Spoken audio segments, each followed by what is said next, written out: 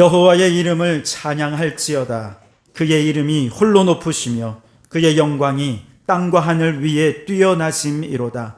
그는 모든 성도 곧 그를 가까이 하는 백성 이스라엘 자손의 찬양을 받으실 이시로다. 하나님은 영이시니 예배하는 자가 영과 진리로 예배할지니라. 아멘. 주님을 높으시고 감히 가까이 할 수 없는 분이신 줄 알고 그 위대하신 주님을 예배를 받으시기 위해서 존재하시니 얼마나 감사하죠. 그 주님의 아버지를 주님과 교제하는 되게 해주옵소서. 만유 위에 높으신 살아계신 하나님, 오늘 거룩한 주의 날을 맞아 기쁨으로 주님께 나와 예배하게 하시니 감사합니다. 지치고 상한 마음 고치시고 싸매시고 치유하셔서 온전케 되게 해 주시옵소서. 온 마음을 담아 신령과 진정으로 드리는 우리의 예배를 통해 주님만 홀로 영광 받아 주시옵소서. 예수님 이름으로 기원하옵나이다. 아멘. 찬송가 10장을 함께 찬송합니다.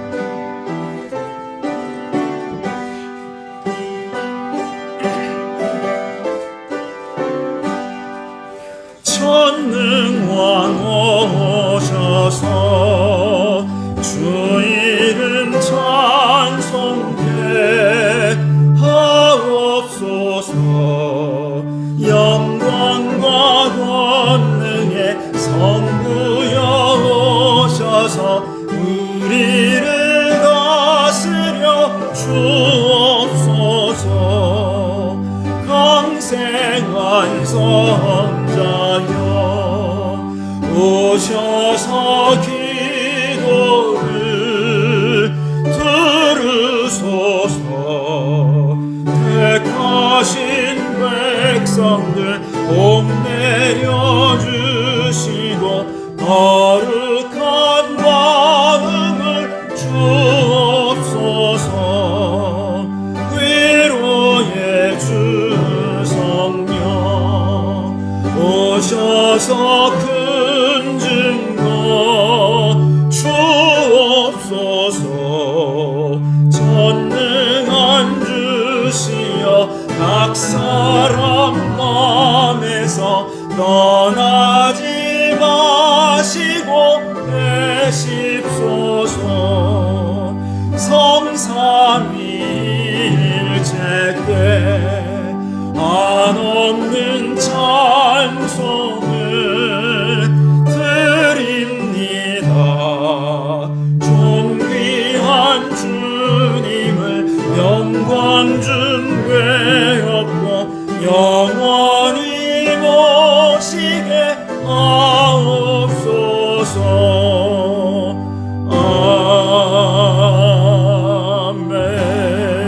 아멘. 성시교독은 교독문 26번입니다. 교독문 26번 시편 50편을 함께 교독하시겠습니다. 내 백성아 들을지어다. 내가 말하리라. 이스라엘아 내가 내게 증언하리라. 나는 하나님 곧 내 하나님이로다. 나는 내 재물 때문에 너를 증언하지 아니하리니 내 번제가 항상 내 앞에 있음이로다. 내가 네 집에서 수소나 내 우리에서 순염소를 가져가지 아니하리니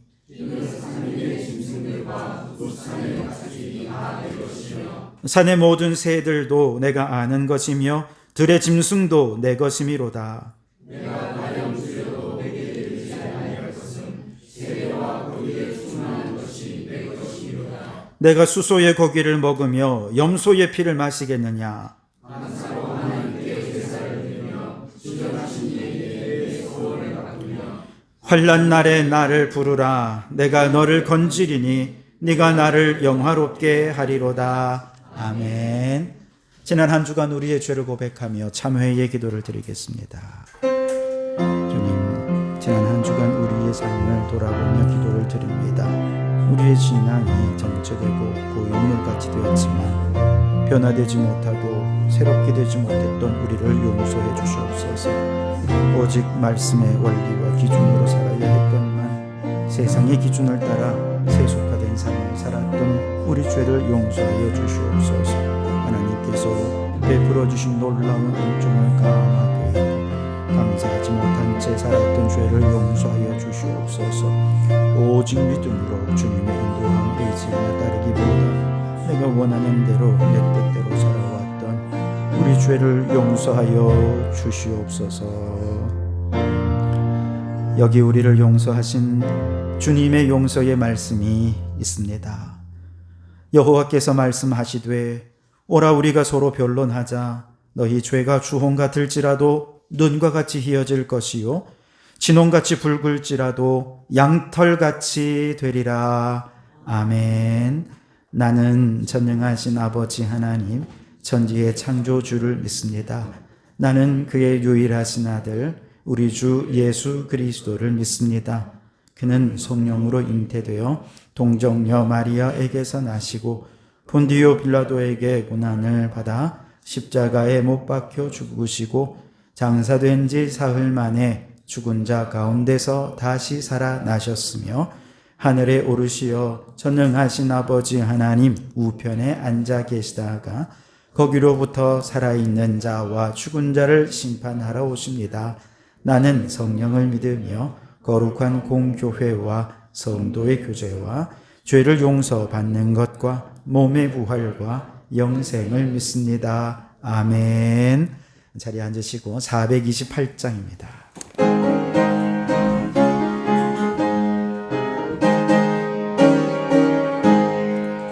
내 영혼에 햇빛 비치니 주 영광 찬란해. 이 세상 어떤 빛보다 이 빛 더 빛나네. 주의 영광 빛난 광채 내게 비춰주시옵소서. 그 밝은 얼굴 외워볼 때 나의 영혼 기쁘다. 내 영혼에 노래 있으니 주 찬양합니다. 주 귀를 기울이시사 다 듣고 계시네. 주의 영광 빛난 광채 내게 비춰주시옵소서.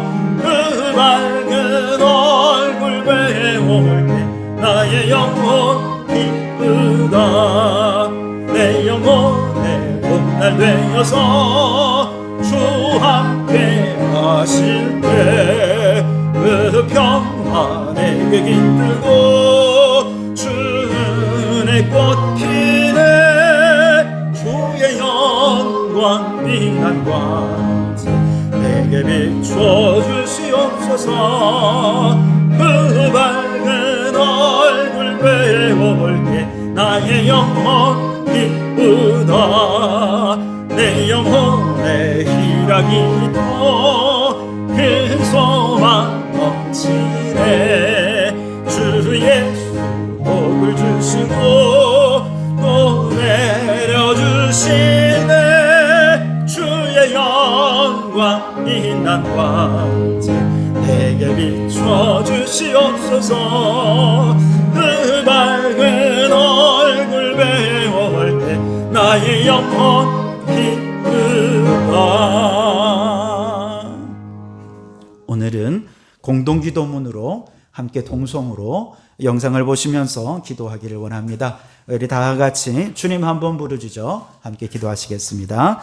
주여, 세계를 위하여 기도합니다. 주여, 이스라엘과 하마스 간의 전쟁, 러시아와 우크라이나 간의 전쟁이 속히 종식되고 평화가 도래하게 하소서. 전 세계 모든 국가들이 협력하여 기후위기 문제를 효과적으로 대처하게 하소서. 대한민국을 위하여 기도합니다. 주님, 나라의 지도자들이 하나님과 국민들을 두려워하게 하시고 겸손히 민생을 돌보는 좋은 나라가 되게 하소서. 경제위기와 기후위기, 저출산 고령화의 위기 등을 기회로 전환할 수 있는 지도력을 더하여 주소서. 교회를 위하여 기도합니다. 영혼 구원을 위해 태신자를 품고 기도하고 섬깁니다. 구원의 열매가 맺히게 하소서. 목사 위임 및 항존직 선출을 위한 절차가 진행됩니다. 시험 두는 이 없이 주님의 영광만이 나타나게 하소서. 성도들을 위하여 기도합니다. 병든 성도 고쳐주시고 성도의 가정이 화목하게 하시며 생업에 복을 내려주소서. 성도들의 자녀들이 예수 잘 믿고 하나님 나라 사명을 잘 감당하며 앞날이 형통하게 하소서. 이제 다 아뢰지 못한 기도를 주님께서 가르쳐 주신 기도로 기도하오니, 하늘에 계신 우리 아버지, 아버지의 이름을 거룩하게 하시며 아버지의 나라가 오게 하시며 아버지의 뜻이 하늘에서와 같이 땅에서도 이루어지게 하소서. 오늘 우리에게 일용할 양식을 주시고 우리가 우리에게 잘못한 사람을 용서하여 준 것 같이 우리 죄를 용서하여 주시고 우리를 시험에 빠지지 않게 하시고 악에서 구하소서. 나라와 권능과 영광이 영원히 아버지의 것입니다. 아멘.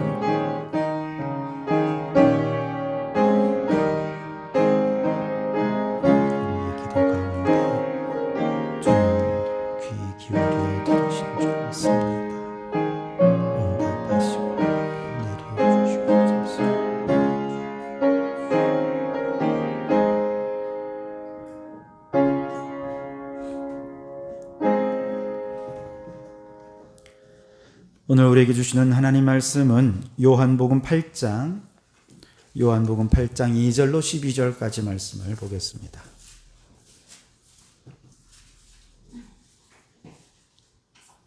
요한복음 8장 2절에서 12절까지의 말씀을 봉독해 드리겠습니다. 하나님의 말씀을 경청하시기 바랍니다. 아침에 다시 성전으로 들어오시니 백성이 다 나아오는지라 앉으사 그들을 가르치시더니 서기관들과 바리새인들이 음행 중에 잡힌 여자를 끌고 와서 가운데 세우고 예수께 말하되, 선생이여, 이 여자가 간음하다가 현장에서 잡혔나이다. 모세는 율법에 이러한 여자를 돌로 치라 명하였거니와 선생은 어떻게 말하겠나이까? 그들이 이렇게 말함은 고발할 조건을 얻고자 하여 예수를 시험함이러라. 예수께서 몸을 굽히사 손가락으로 땅에 쓰시니 그들이 묻기를 마지 아니하는지라.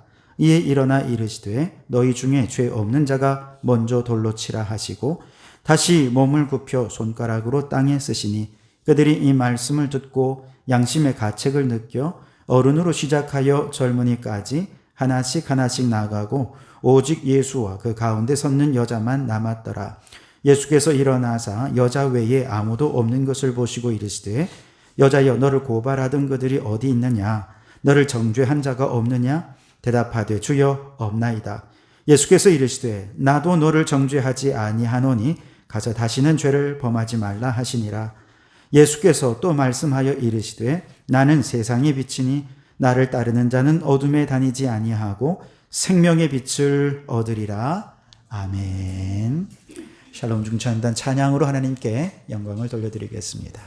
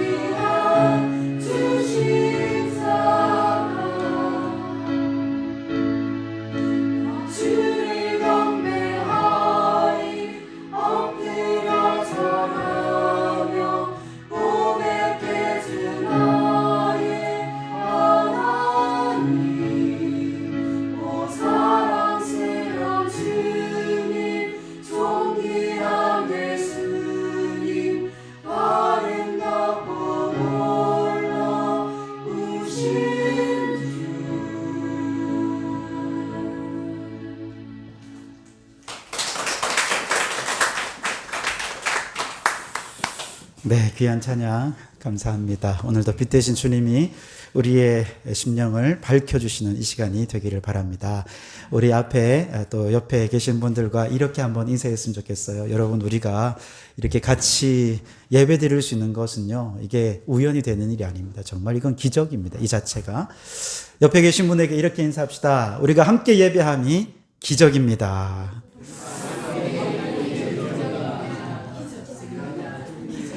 예, 이미 우리는 기적을 보고 있는 것입니다. 아침부터 성전에서 가르치시던 예수님에게 서기관과 바리새인들이 불륜을 저지르는 한 여인을 현행범으로 체포해서 데리고 왔습니다.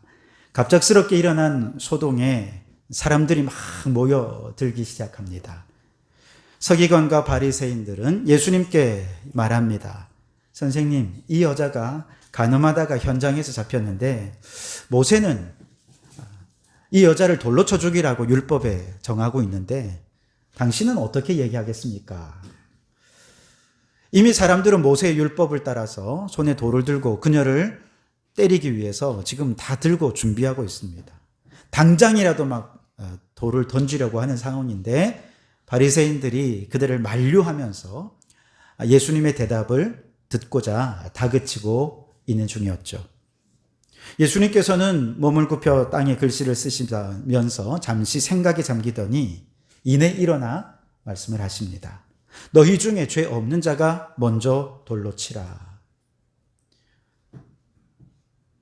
오늘 9절 말씀에 보면 그들이 이 말씀을 듣고 양심의 가책을 느껴 돌을 내려놓고 다 돌아가 버렸다라고 기록하고 있습니다.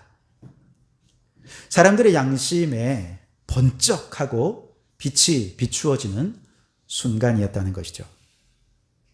그 전까지 유대인들이 막 흥분해서 돌을 들어서 가늠한 여인들을 향해 생각했습니다. 어떻게 여인이 그럴 수가 있어? 이렇게 정말 음란한 여인은 우리 사회의 암덩이 같은 존재야. 이들은 없어져도 괜찮아. 라고 생각하면서 돌을 들러 내려치려고 했을 때 사람들의 마음은 암흑과도 같은 상태였다는 것이죠. 그런데 예수님께서 너희 중에 죄 없는 자가 먼저 돌로 치라 말씀하실 때 그들의 캄캄한 양심에 빛이 비추어지게 되었고 그 빛 아래서 자신의 죄가 이제는 드러나게 된 것이죠. 내 죄를 발견하고 보니 그녀를 정죄할 만한 의로운 사람이 내가 아니더라는 것입니다. 그것이 깨달아지고 나니 다들 돌을 내려놓고 돌아가게 된 것이죠. 바로 이 순간이 빛 되신 예수님께서 이 세상에 아름다운 빛을 밝히는 순간이었던 것이죠. 그리고 오늘 12절 말씀은 이렇게 말합니다. 나는 세상의 빛이니 나를 따르는 자는 어둠에 다니지 아니하고 생명의 빛을 얻으리라 말씀하셨습니다. 양심에 빛이 비추어졌습니다. 양심의 빛이 비추어지니까 사람들에게 어떤 현상이 나타나느냐? 양심의 가책을 느끼기 시작했습니다. 가책이라는 말은 자신이 범한 죄에 대해서 자기 자신을 호되게 꾸짖고 나무란다, 책망한다 이런 뜻이 있습니다. 만약에 사람들이 자신이 범한 죄를 알고 그 죄에 대해 스스로 꾸짖을 수 있다면, 그래서 양심에 꾸준히 가책을 느낄 수만 있다면 아마 이 세상의 죄는 많이 사라져버릴 것입니다. 그런데 안타깝게도 우리는 타인들의 잘못에 대해서는 나무라고 비난하고 정죄하는 거 너무 잘하지만 내가 범한 죄에 대해서는 사실 굉장히 관대하죠. 그래서 좀 더 이해하려고 하고 또 그걸 합리화하려는 경향이 우리들에게 있습니다. 이런 본성 때문에 사람들이 하나 약속을 했어요. 내가 나 자신을 꾸짖기 힘드니까 우리 사회가 같이 한번 좀 꾸짖어 봅시다. 그래서 경찰을 해서 범죄자를 잡고 검사를 통해서 죄를 규명하고 재판장을 판사를 통해서 그 사람에게 형벌을 내리게 하는 사법제도가 생겨나게 된 것이죠. 그래서 이런 사법제도를 두어서 이 사회가 그 사람의 죄를 꾸짖으면 아마 뒤늦게라도 양심이 살아나서 죄를 뉘우치고 사회의 범죄가 좀 줄어들지 않을까라고 생각을 했는데, 그런데 안타깝게도 사람들은 이렇게 사회적으로 형벌을 받으면 마음의 가책을 받기보다는 오히려 내가 좀 더 영리하게 행동하지 못했어 라고 생각을 하더라는 것이죠.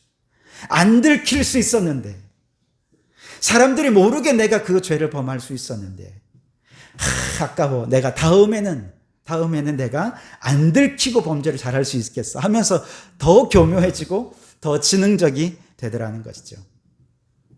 심지어 나를 고발했던 사람들, 나에게 벌 주었던 사람들에게 복수심을 갖게 되는 것이 이 사회의 문제가 됩니다. 무슨 말이냐? 사람들이 정한 형벌이 사람을 선하게 만들 수 없더라는 것이죠. 오늘은 이제 종교개혁 주일이기도 하거든요. 10월 마지막 주일인데, 그 종교개혁자 마틴 루터는요, 양심은 하나님이 거하는 곳이다 생각을 했습니다. 그는 이렇게 얘기했어요. 기독교는 양심의 종교고 교회는 신앙 고백 위에 세워진다. 그렇게 얘기를 했습니다. 즉 기독교에서 말하는 양심이라고 하는 것은 단지 도덕적이거나 윤리적인 것이 아니라 그곳에 누가 거하시느냐? 성령님이 거하시는 곳이라는 거예요. 양심의 소리를 듣는다는 것은 성령님이 내게 외치는 외침에 귀 기울인다는 것을 의미하고, 그 성령님이 양심을 통해 말씀하실 때 그 말씀을 듣고 자신의 죄를 깨우친 사람들이 이제 신앙의 양심을 따라 신앙 고백적인 삶을 살아갈 때 비로소 교회다운 교회가 될 수 있고 성도다운 성도가 될 수 있다는 거죠. 마틴 루터는 처음부터 종교개혁을 일으키겠다고 해서 일으킨 사람은 아니에요. 신앙의 양심상 로마 가톨릭이 범하는 죄가 성경적으로나 윤리적으로나 너무나도 타락하고 세속화된 것을 보고 도저히 양심의 가책을 느껴서 이대로는 있을 수 없다 생각을 해서 신앙 고백적인 삶을 살다 보니, 그렇게 한 걸음 한 걸음 하다 보니 종교개혁이 된 것이죠. 우리의 양심이 얼마나 살아있느냐, 끊임없이 우리 신앙의 양심에 우리의 삶을 물을 수 있어야 한다는 것입니다. 새 가족들을 양육하고 이제 세례를 받게 되는데요. 새 가족을 양육하고 세례받은 그런 분들 가운데 어떤 분들은 이제 나중에 그런 얘기를 하기는 해요. 하곤 합니다. 무슨 얘기냐? 그때 내가 뭣도 모르고 남들 다 하다 보니까 그냥 그렇게 분위기에 따라 그냥 세례를 받은 거지. 난 예수 잘 안 믿어져. 뭐 이렇게 얘기하는 분이 있어요. 특별히 이제 그 군에서 막 수백 명씩 세례받을 때 진중 세례식에 함께 막 어울려서 이렇게 세례를 받는 그런 분들이 이제 나중에 그런 얘기를 간혹 합니다. 근데 이런 얘기를 들으면 굉장히 당황스럽지 않을 수가 없습니다. 왜냐하면 세례를 받는 과정에서 교육을 하고 교육을 하는 과정에서 반복적으로 그들의 신앙의 고백을 묻고 그 대답을 듣거든요. 그 고백이 하나님 앞에서 신앙의 양심에 거리낌이 없는 신앙 고백이다 믿었기 때문에 세례를 베푸는 것이죠. 무슨 말이냐 하면 세례 받는 사람은 항상 자신이 신앙을 고백할 때는 나의 신앙의 양심에 비추어서 거리낌이 없는지 스스로 확인해야 된다는 거예요. 그 믿음으로 세례를 받을 수 있어야 한다는 것이죠. 그렇지 않고 그저 분위기가 다들 그냥 세례받는 분위기라서 엄마가 등 떠밀어서 목사님이 세례받으라고 해서 그냥 세례를 받을 뿐이야 라고 말한다면 이건 자신을 속이는 일이고 하나님을 속이는 일이 될 수 있기에 조심해야 할 것입니다. 다음 주일에는 이제 항존직 선거를 하게 됩니다. 이때도 마찬가지예요. 뭐 나이도 좀 웬만하고 또 신앙생활도 어느 정도 좀 했고 목사님이 자꾸 하라고 권유하시고 교회도 분위기가 대충 이제 해야 되는 것 같은 분위기가 되고 그래서 나 어쩔 수 없이 임직했어. 그렇게 말하지 않았으면 좋겠어요. 그러면 정말 목회자로서 당황스러울 것 같습니다. 임직자는 하나님께서 지금 내게 주신 이 거룩한 부담감이 성령님께서 지금 나를 주님의 일꾼으로 부르시는 부르심이었다라고 하는 신앙의 고백을 해야 돼요. 그리고 더 이상 하나님의 이 부르심을 내가 거부하는 것, 신앙의 양심상 너무 거리껴서 도저히 더 이상 도망 다닐 수 없어서 이제는 그 부르심에 응답하겠습니다. 여기에 겸손이 있는 거거든요. 임직은 뭐 완벽한 사람이 어떤 조건을 갖추어야 임직자로 세워지는 건 결코 아닙니다. 우리 중에 그 누구도 성경에서 말하는 임직자의 조건에 맞게 살아가는 사람, 그런 신앙을 가진 사람은 아무도 없어요. 다만 하나님이 나를 부르신다는 이 부르심에 대한 거리낌 없는 양심의 고백 위에 그 부르심에 응답하고자 하는 겸손한 마음이 있다면 그는 하나님께 얼마든지 쓰임받을 수 있게 될 것입니다.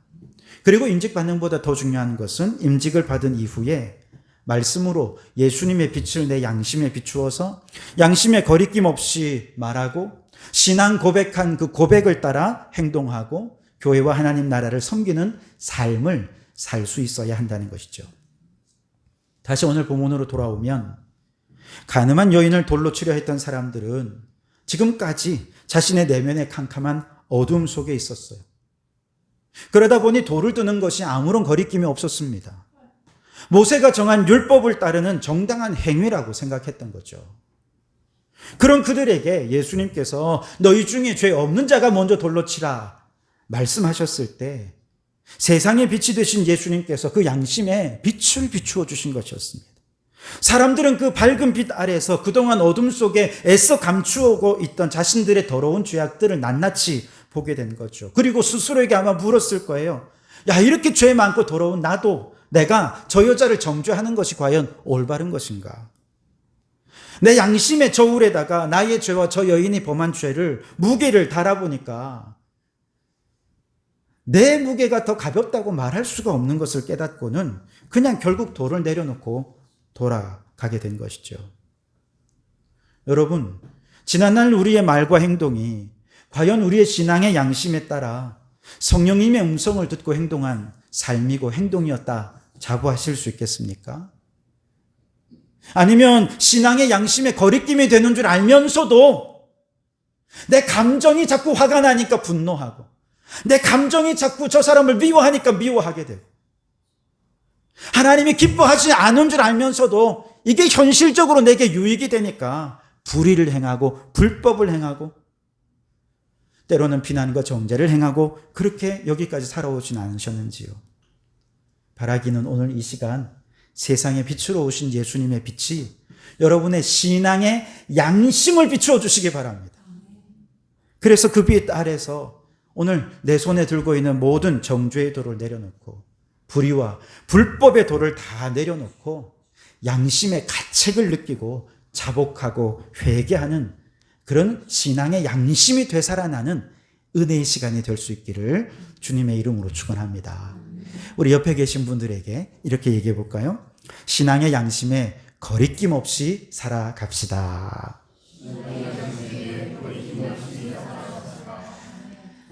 오늘 12절 말씀을 보시면 예수님께서 내가 세상의 빛이다 라고 말씀하신 다음에 이렇게 얘기합니다. 나를 따르는 자는 어둠에 다니지 아니하고 생명의 빛을 얻으리라. 그렇게 말씀을 하십니다. 빛 대신 예수님이 내게 양심의 빛을 비추어서 내 죄가 낱낱이 드러났다면 그 다음은 어떻게 해야 됩니까? 예수님을 붙잡아야죠. 그래야 죄 사함을 받고 거룩한 성화의 삶으로 변화될 수 있는 것 아니겠습니까? 그래야 이제 두 번째 비치는 빛인 생명의 빛이 내 안에 들어와서 이제 정말 그리스도인다운 생명력 넘치는 삶을 살 수 있지 않겠습니까? 오늘 말씀에는 어른으로부터 아이에 이르기까지 돌을 내려놓았어요. 그녀를 정죄하는 것을 멈추었습니다. 잘했습니다. 그런데 이건 죄 위에 또 다른 죄 하나를 추가하는 것을 막았을 뿐입니다. 정작 중요한 것은 내가 발견한 내 안에 있는 죄의 문제 해결하는 게 중요하잖아요. 그렇다면 이 죄의 문제를 해결하려면 어떻게 해야 됩니까? 예수님을 붙잡았어야죠. 예수님, 내가 너무나도 양심에 거리끼며 살아왔는데 이 죄를 가지고 지금까지 살아왔고 정죄했고 비난했고 이렇게 살아왔는데 이거 어떡합니까 주님? 예수님께 물었어야죠.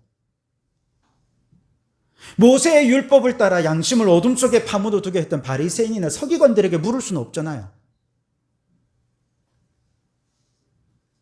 그렇다면 돌을 내려놓았다면 이제 집에 돌아가지 말고 예수님 붙잡아야 되는데 다 돌아가고 아무도 남지 않았어요. 가늠한 여인 한 사람만 남았습니다. 그 여인도 만약에 지금 이 순간 그 양심이 어둠 속에 있었다면 여전히 아마 그녀도 다른 사람들과 똑같이 아이고 예수님 살려줘서 고맙습니다 하고 돌아갔을 텐데 그녀는 안 갔어요.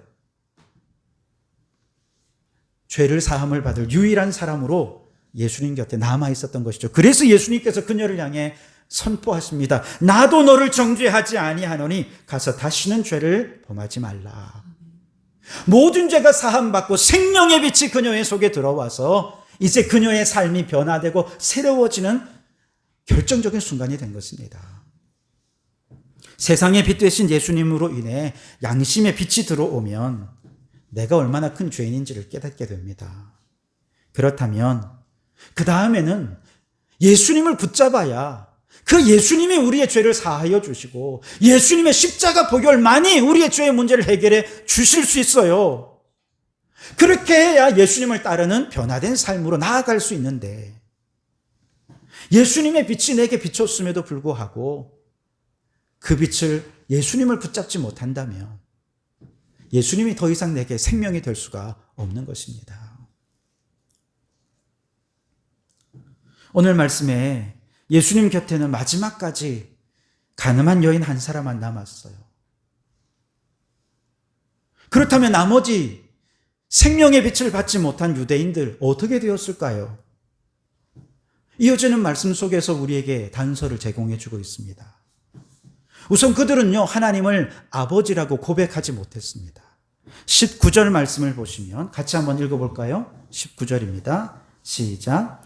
이에 그들이 묻되 내 아버지가 어디 있느냐? 예수께서 대답하시되 너희는 나를 알지 못하고 내 아버지도 알지 못하는도다.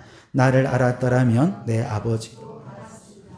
예수님이 자꾸 이제 막 아버지 얘기를 하는 거예요. 아버지 뭐 이렇게 얘기하니까 유대인들이 네 아버지 어디 계시노? 네 아버지 누구? 이렇게 물어본 거죠. 그러니까 예수님께서 하나님을 아버지로 알지 못하는 그들을 향해 아버지를 모르면 어떻게 나를 알겠냐? 나를 모르는데 어떻게 아버지를 알겠냐? 이렇게 얘기를 하는 거예요. 알고 보니까 예수님이 아버지라고 얘기하는 그분이 누구예요? 하나님인 거예요. 유대인들이 그걸 알고는 경악을 하는 겁니다. 유대인들은 하나님을 단 한 번도 아버지라 불러본 적이 없거든요. 오히려 하나님 그 이름을 부르는 것조차 너무너무 두려워서 한 번도 하나님이란 이름도 불러본 적이 없어요. 그래서 하나님이라 글자를 써놓고 어떻게 불러야 되는지 발음하는 것조차 잃어버린 사람들이 유대인들입니다. 그런데 예수님은 스스럼 없이 하나님을 아빠, 아버지라고 그렇게 부르니까 이건 신성모독이라고 여겼던 것이죠. 그런데 여러분, 예수님을 믿고 죄사함을 받으면 생명의 빛이 내 안에 들어오는데 그 생명의 빛은 우리에게 하나님의 자녀가 되는 권세를 주신다는 거예요. 예수님을 믿고 그분을 영접해서 내 안에 생명의 빛이 들어오면 우리는 이제 하나님의 자녀가 되는 권세를 받아서 하나님을 아빠, 아버지라고 부를 수 있게 되고 하나님을 저 멀리 있는 분이 아니라 나와 가까이 친밀하게 그분과 교제하면서 생명력 넘치는 신앙생활을 할 수 있게 해 주신다는 것이죠. 어떤 분들은요, 하나님을 아주 두려운 분으로 여기는 분들이 있습니다. 그래서 예배를 몇 번 빠졌나, 내가 몇 번 빠진지를 하나님께서 다 세고 계셨다가 어느 한순간 그동안에 너 이렇게 예배 몇 번 빠졌지? 이 자식 하면서 팍 하고 진노를 내리시는 그런 하나님으로 생각하는 거예요. 그래서 그 하나님을 두려워해요. 예배 빠지는 걸 두려워하면서 의무적으로, 율법적으로 예배를 드리고 신앙생활을 하는데요. 여러분, 그분들은 자신의 죄를 깨달았음에도 불구하고 여전히 생명의 빛을 받지 못한 사람입니다. 신앙생활을 정말 열정적으로 하시는 분들 중에는요, 100일 기도라든지 아니면 40일 기도라든지 이런 것에 굉장히 중요한 의미를 부여하는 분들이 있습니다. 물론 중요합니다만, 근데 그분들은요, 이런 생각을 합니다. 기도했는데, 100일 기도했는데, 40일을 금식을 했는데 기도 응답이 없어. 내 정성이 부족한 것 같아. 그러면서 더 기도해야 되나 이런 생각을 해요. 기도해서 응답받았어요. 그러면 그래, 내가 역시 100일 기도 다 작정하고 기도했더니 40일 기도 금식하며 내가 열심히 했더니 하나님은 응답 주셨어. 믿음이 좋은 것 같은데 뭔가 꺼림칙합니다. 왜 그렇습니까? 인간의 공로를 따지기 때문에 그렇죠. 여기에는 신앙생활이 즐거움이 없어요. 행복하지 않습니다. 벌떡벌떡 뛰는 생명력 있는 신앙생활이 안 되는 거죠.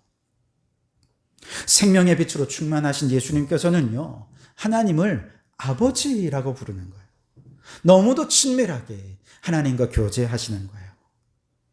여러분, 예수님을 믿고 죄사함을 받으면 하나님의 자녀가 되어서 우리도 하나님을 아버지라고 부르면서 이제는 친밀한 신앙생활이 된다는 거예요.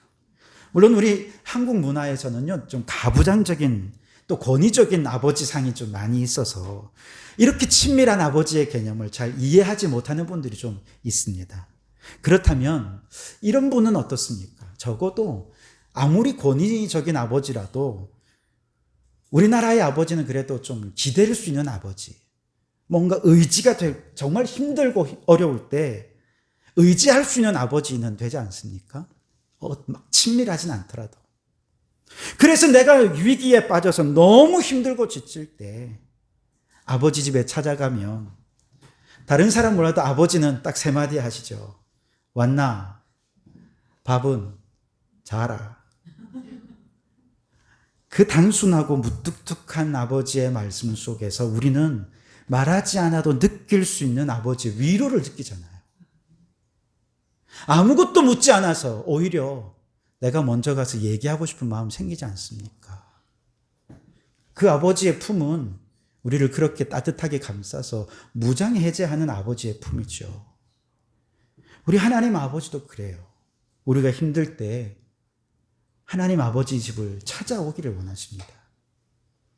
인생이 힘들고 고난이 겹칠 때 아버지 하고 주님의 이름을 부르면 하나님은 언제나 우리에게 나보다 먼저 내가 아버지께 가기 전에 그분이 먼저 내 곁에 오셔요. 우리의 어깨를 감싸시고 정말 두려워 떨고 있는 우리를 꼭 붙잡아 주시면서 걱정 마. 내가 있잖아. 내가 너와 함께 해줄게. 담대하렴. 내가 너에게 용기를 줄게. 이게 우리 아버지 하나님이세요. 그분이 우리를 위로하십니다. 상처를 치유하십니다. 새 힘을 주시는 것이죠. 여러분, 우리 하나님은 아버지 하나님이세요.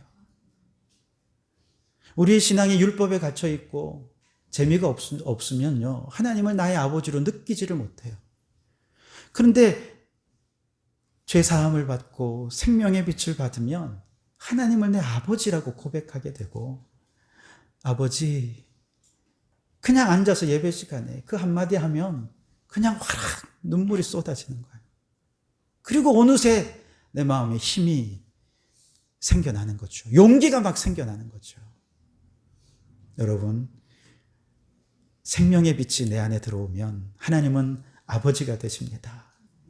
그 하나님을 나의 아버지라 고백하고 그 하나님과 늘 친밀한 생활을 하시는 우리 성도들이 되시기 바랍니다.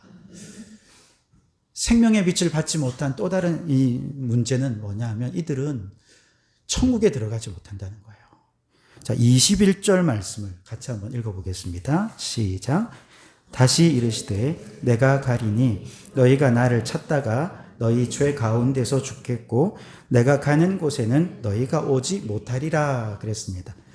예수님께서 또 알 수 없는 얘기를 합니다. 내가 어디 갈 텐데 너희 나 못 따라올 거야. 그러니까 유대인들이 저가 우리가 못 따라간다니 자결하려는가? 엉뚱한 얘기를 하는 거예요. 예수님께서 어디 간다는 거예요? 요한복음 14장에 보면 우리를 위하여 거처를 예비해 두신 아버지 집으로 간다는 거예요. 그래서 아버지 집에서 우리를 위하여 먼저 가셔서 우리를 위한 거처를 예비해 두시겠다고 말씀하신 겁니다. 그런데 예수님이 우리의 죄를 사하지 않으시고 생명의 빛이 내게 들어오면 예수님이 가신 천국을 우리가 갖지 못하는 거예요. 이 세상에서 죄의 종로로 타며 죄 가운데 살다가 죽어 지옥 가게 되죠. 그러나 이 땅 가운데서 예수님을 믿고 죄 사함 받고 거듭나 생명의 빛이 내 안에 들어오면 이 땅에서 영생을 누리며 살다가 천국에서 영생을 누리게 되는 것이죠. 그러니 여러분, 그 생명의 빛이 여러분 안에 들어올 수 있도록 예수님을 꼭 붙잡고 예수님을 따르는 우리 성도들이 되실 수 있기를 바랍니다. 마지막으로 생명의 빛이 없는 유대인들은요, 죄의 종이 되어버리고 말았습니다. 32절 말씀에 보면 이제 예수님께서 예수님을 믿은 유대인들에게 이렇게 말씀합니다. 진리를 알지니 진리가 너희를 자유롭게 하리라. 예수님은 이제 이들을 향해서 진리가 너희를 자유롭게 한다 말씀하셨어요. 이들은 예수님을 믿었습니다. 죄를 깨닫는 데까지는 성공했어요. 이 믿는다는 얘기는 죄를 깨닫는 데까지는 성공했는데 아직 생명의 빛은 받지 못했던 상황이에요. 그래서 이 유대인들이 예수님께 물어봅니다. 우리는 단 한 번도 종이 되어 본 적이 없는데 왜 우리에게 자유롭게 되어야 한다고 말씀하시는 겁니까? 그러자 예수님께서 말씀합니다. 죄를 범하는 자마다 죄의 종이다.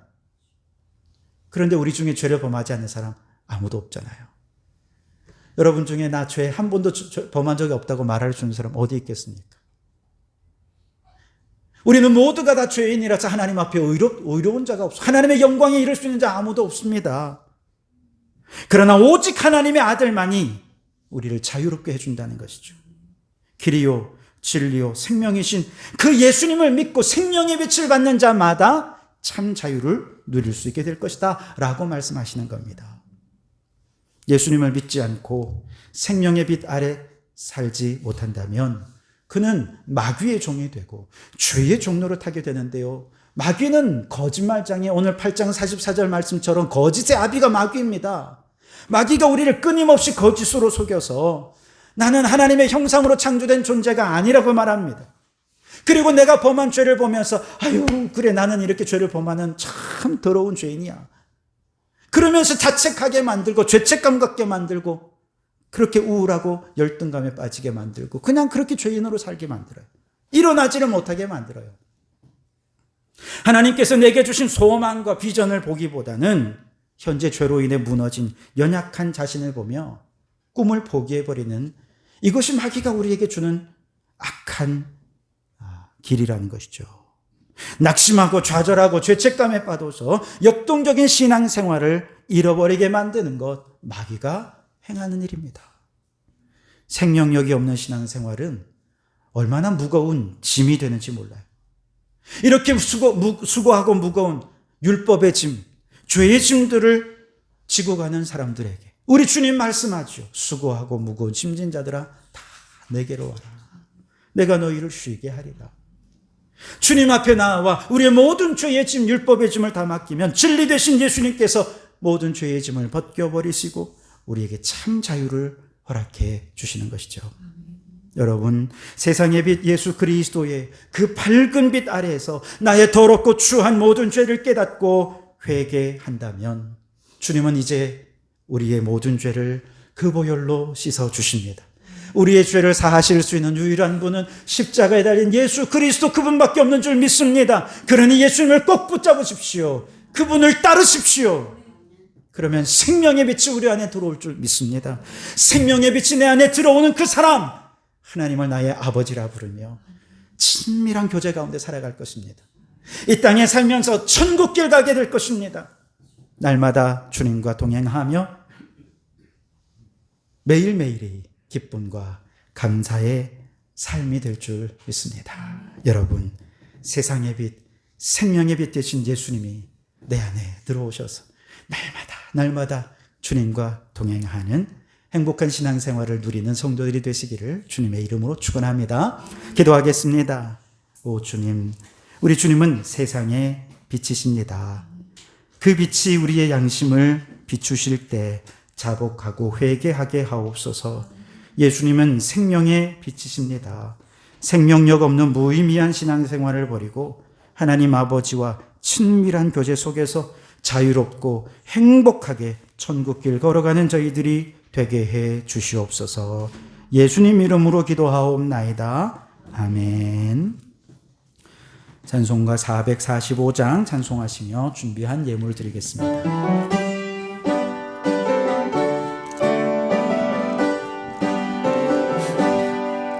대산을 넘어 험곡에 가고 빛 가운데로 걸어가면 주께서 항상 지키시기로 약속한 말씀 변치 않네. 하늘의 영광 하늘의 영광 나의 맘속에 차고도 넘쳐 할렐루야를 힘차게 불러 영원히 주를 찬양하리. 광명한 그빛 마음의 바다 찬란한 천국 알아보고 할렐루야를 힘차게 불러 날마다 빛에 걸어가리. 하늘의 영광 하늘의 영광 나의 맘속에 차고도 넘쳐 할렐루야를 힘차게 불러 영원히 주를 찬양하리. 하나님 아버지, 이 시간 성령으로 우리 가운데 오셔서 성령님으로 말미암아 생명력 넘치는 역동적 신앙으로 변화되게 해 주옵소서. 이 시간 성령님, 우리를 새롭게 해주시기를 원합니다. 우리 인생의 모든 것이 전쟁과도 같습니다. 내 힘만 의지할 때는 패할 수밖에 없지만 대장 되신 예수님께 우리의 모든 삶을 맡기오니 주여 승리하게 하옵소서. 질병과의 전쟁을 주님께 맡깁니다. 손 내밀어 일으켜 주시고 강건하게 하여 주시옵소서. 자녀 교육의 문제를 주님께 맡깁니다. 내 자녀가 아니라 하나님의 자녀고 우리는 잠시 하나님의 자녀를 맡은 청지기일 뿐이오니 주님이 직접 저들의 앞길을 열어주셔서 진로의 문, 진학의 문, 저들의 삶의 문들이 활짝 열려지게 해 주시옵소서. 성도들의 생업과 삶의 무거운 짐을 주님께 맡깁니다.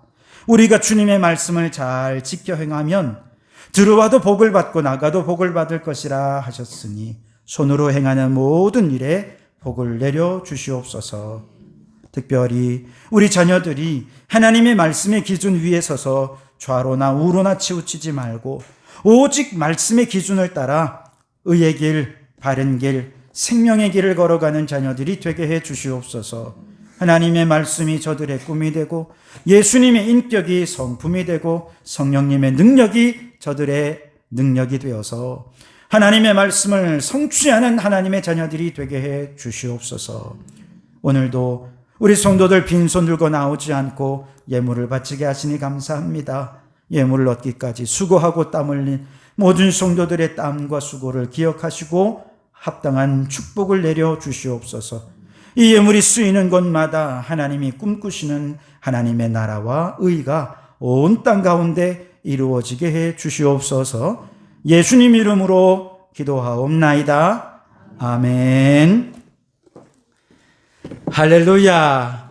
우리 주님의 은혜와 평강이 여러분과 여러분의 가정과 하시는 모든 일들 위해 항상 함께 하시기를 주님의 이름으로 축원합니다. 우리 앞기자로 함께 인사를 나누겠습니다. 생명의 빛인 주님과 동행하며 살아갑시다. 네, 몇 가지 광고를 드리고 2차 대신자 작정하고 또 대신자를 위해 기도하는 시간 좀 갖겠습니다. 오늘 오후 예배는 전통 예배로 드리고요. 다음 주 오후도 전통적인 예배를 드립니다. 다니엘 기도회가 이번 주 1일이 무슨 요일이죠? 목요일인가요? 네, 11월 1일부터 이번 주 11월 1일부터 21일까지 매일 저녁 8시부터 10시에 진행이 됩니다. 수요일은 수요 기도회 우리 그냥 하는 거 계속 합니다. 그리고 평일 다른 날들은 계속해서 저녁에 기도가 있다는 거 기억하시고 저녁에 오시면 함께 기도할 수 있겠습니다. 오시기가 어려운 분들은 가정에서 유튜브 영상으로 얼마든지 참여할 수 있으니까 함께 이번 21일 동안 여러분 함께 기도하며 은혜 나누시기 바랍니다. 특별히 우리가 기도해야 될 제목이 많잖아요. 우리 태신자를 위해서도 기도해야 되고 또 이제 좀 이따 강구하겠습니다만 목사 위임과 항존직 선출도 함께 기도해야 되는데요. 아주 악한 사담하기 틈타지 않도록 함께 뜨겁게 기도해 주시기 부탁을 드리겠습니다. 잠시 후 2차 태신자를 작정하게 될 것이고요. 또 이번 태신자 초청은 달란트 잔치로 풍성한 잔치를 하면서 진행이 될 것입니다. 잔치에 그들을 초대하는 거예요. 잔치가 되려면 여러분들이 그 달란트를 잘 정립을 해 두셔야겠죠. 예, 여러분 한 주간 동안 생활한 것을 통장에다 잘 기록하셨으리라 생각되는데요. 기록하신 대로 나중에 나가실 때 제가 앉아서 우리 교회의 삭개오가 되겠습니다. 제가 세리장이 되어서 이제 통장을 관리해 드릴 테니까 나가시면서 저에게 도장을 받아주시면 감사하겠습니다. 그리고 그 달란트 잔치에 필요한 좋은 물품들 이미 몇 분들이 이제 제공해 주신 분인데요. 에어프라이기도 있고요. 또 뭐가 있더라? 하여튼 그 도시락도 있고 텀블러도 있고 이미 많은 분들이 제공해 주셨습니다. 여러분 좋은 선물들 주시면 감사하겠습니다. 예배 끝난 다음에 바로 정기 재직회가 있겠습니다. 다음 주일에는 목사 위임과 한교직 선거를 위한 공동의회를 진행하도록 하겠습니다. 안수 집사 2분, 권사 2분 그렇게 이번에 선출하게 됩니다. 기도하시면서 18세 이상 세례교회는 모두 투표에 참여할 수 있습니다. 그러니 빠짐없이 다음 주에 꼭 참여하셔서 정말 선거 자체가 우리에게 큰 잔치가 되고 축복이 되도록 해주시면 감사하겠습니다. 그리고 리모델링 공사는 이제 이번 주에 마무리가 될 것 같습니다. 그런데 우리가 이제 계획했던 것보다 한 250만 원 정도가 조금 더 초과가 되는 것 같아요. 여러분들께서 성령님께서 감동해 주시면 함께 헌금해 주신다면 아마 마무리가 될 수 있지 않을까 그렇게 생각합니다. 기도하시면서 성령님의 감동에 따르시는 여러분들이 되셨으면 좋겠습니다. 자, 여러분 그 태신자 2차로 작정할 텐데요. 혹시 지난번에 1차 때 작정하지 못하신 분들 중에 태신자 작정 카드를 작정해 오신 분이 계십니까? 작정하셨다면 그 밑에 도려내어서 절취선을 나중에 이제 사모님께 제출해 주시면 되겠고요.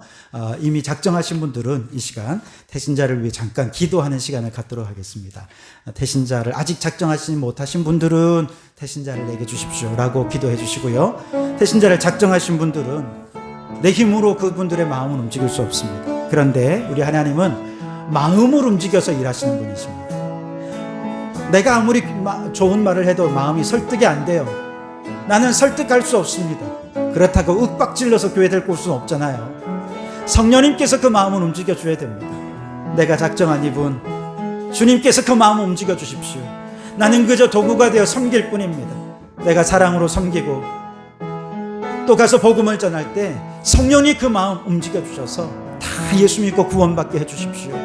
12월 25일 예수님의 성탄이 정말 생명의 잔치가 되게 해주십시오. 그렇게 이 시간 우리 태신자를 위하여 주님 한번 부르짖어 함께 동성으로 기도하겠습니다. 주여! 하나님 아버지, 우리에게 태신자를 작정하게 하시고 영혼 구원의 열망과 뜨거운 사명감을 갖게 하시니 감사합니다. 우리에게 태신자를 작정하게 하심도 감사합니다. 아직까지 작정하지 못하신 분들에게 작정할 수 있는 마음을 허락하여 주시고 이미 작정하신 분들은 태신자를 위하여 기도하며 나아가 복음을 전할 때에 성령님 역사하여 주시옵소서. 사람이 일하는 것이 아니라 하나님이 일하십니다. 말로도 설득할 수 없고 윽박지를 수도 없지만 성령님이 그 마음 감동 감화하여 주시면 그가 복음을 받아들이고 사랑에 감동할 줄 믿사오니 하나님 아버지여 도와주시옵소서. 우리가 나아가 주님의 도구가 되어서 사랑을 전하고 복음을 전할 때에 성령님께서 움직여 주시고 변화시켜 주시어서 12월 25일 태신자 초청주의 아버지여 놀라운 잔치 자리가 될 수 있도록 생명구원의 역사들이 풍성히 나타날 수 있도록 은혜 위에 은혜를 베풀어 주시옵소서. 오 주여, 날마다 태신자를 위하여 작정하고 나아가 사랑을 전하고 복음을 전할도록 주님 용기를 더하여 주시고 영적 싸움에서 승리하는 저희들 될 수 있게 도와주시옵소서. 감사합니다. 하나님 아버지, 태신자를 작정하게 하신 분도 주님이시고 섬길 수 있게 하신 분도 주님이시요 열매 맺게 하시는 분도 주님이신 줄 믿습니다. 모든 것 하나님께 맡기오니 주여 역사하여 주시옵소서. 말로도 설득할 수 없습니다.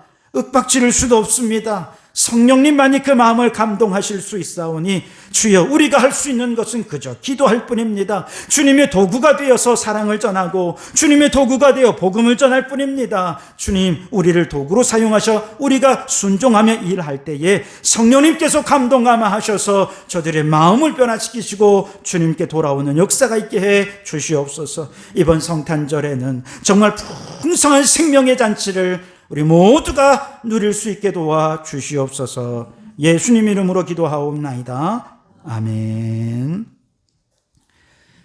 우리 다 같이 자리에서 일어나셔서 패회 찬양 함께 하시겠습니다.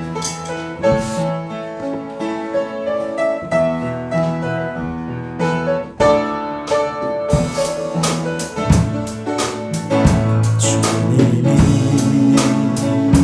주신 땅으로 한 걸음씩 나아갈 때에 수많은 적들과 견고한 성이 나를 두렵게 하지만 주님은 신뢰함으로 주님은 의지함으로 주님이 주시는 담대함으로 큰 소리 외치며 나아가네. 산지를 내게 주소서. 그날에 주께서 말씀하신 이제 내가 주님의 이름으로 그 땅을 취하리니 산지를 내게 주소서. 그날에 주께서 말씀하신 이제 내가 주님의 이름으로 그 땅을 취하리니.